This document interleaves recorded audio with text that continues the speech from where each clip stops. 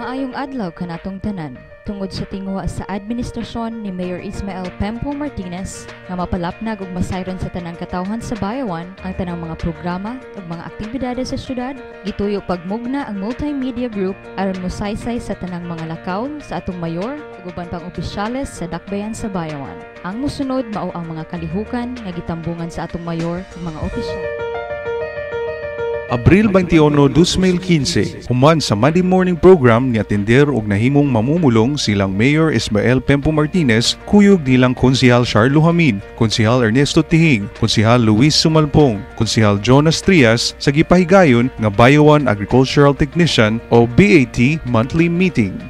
Sa maong panagtigom, gipadayag sa mga kawani ang ilang mga mulo ngadto sa mga opisyales aron sa pagpalambo sa ilang mga serbisyo ngadto sa mga katawhan sa atong dakbayan. Og didto usab gisaysay sa mga opisyales ang mga umaabot nga mga proyekto kabahin sa agrikultura.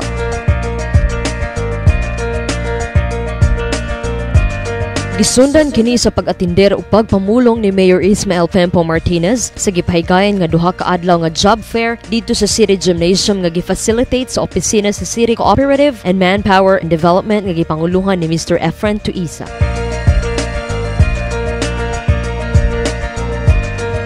Sa susamang adlaw, gipahigayon ang induction of officers didto mismo sa opisina ni Mayor Ismael Pempo Martinez ngadto sa mga bagong opisyales sa Bayawan City Employees Cooperative o BASEMCO.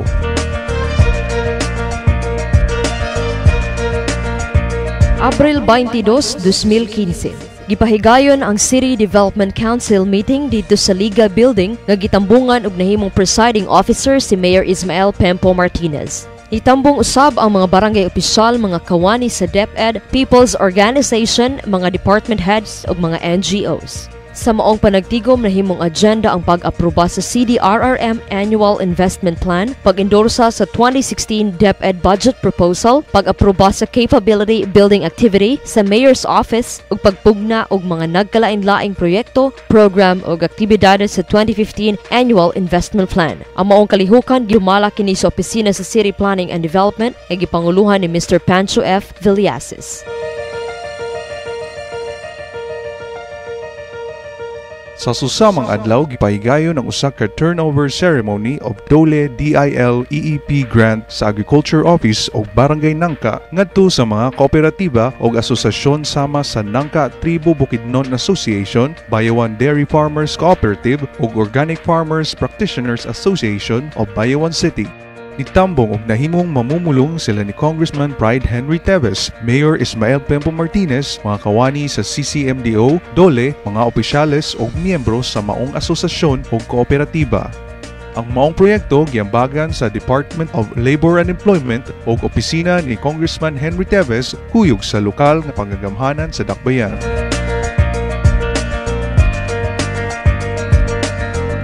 Abril 22 hangtod 24, 2015. Gipahigayon ang usa ka halad sa katawhan medical mission dito sa Barangay Kalamtukan, Dawis ug Banay-Banay ning Dakbayan. Bibisita og nahimong mamumulong si Mayor Ismael Pempo Martinez, ug City Administrator Attorney Rene Gaudiel isip pagsuporta sa maong kalihukan. Ang maong kalihukan gidumala kini sa City Health Office ug gipanguluhan ni Dr. Jenny June Tigbao aron sa paghatag og mga serbisyo sama sa medical consultation, libreng tuli, dental operation, vaccination for senior citizen, laboratory services, ug family development session or responsible parenthood family planning.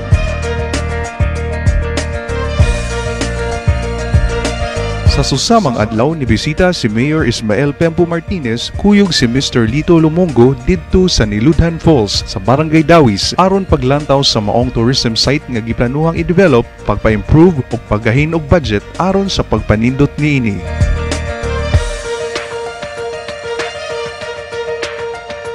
Abril 24, 2015. Nangadto silang Mayor Ismael Pempo Martinez, kuyog nilang board member Arnie Teves, Konsehal Charlo Hamin, Konsehal Luis Sumalpong, Konsehal Jonas Trias, ug Konsehal Danilo Lamis dito sa lungsod sa Hinubaan aron paghatag og suporta sa gipahigayon nga Pagbanaag Festival 2015 ug aron pagpalig-on sa duha ka probinsya sa pagmugna sa One Island, One Region. Nahimong guest speaker si Mr. Philip Salvador, mga opisyales sa probinsya sa Occidental ug Oriental aron usab sa pagpadayag sa ilang suporta sa mga aktibidades. Sila giabi-abi sa mga katawhan ug mga opisyales sa mga munisipalidad nga gipanguluhan ni Mayor Ernesto Estrao.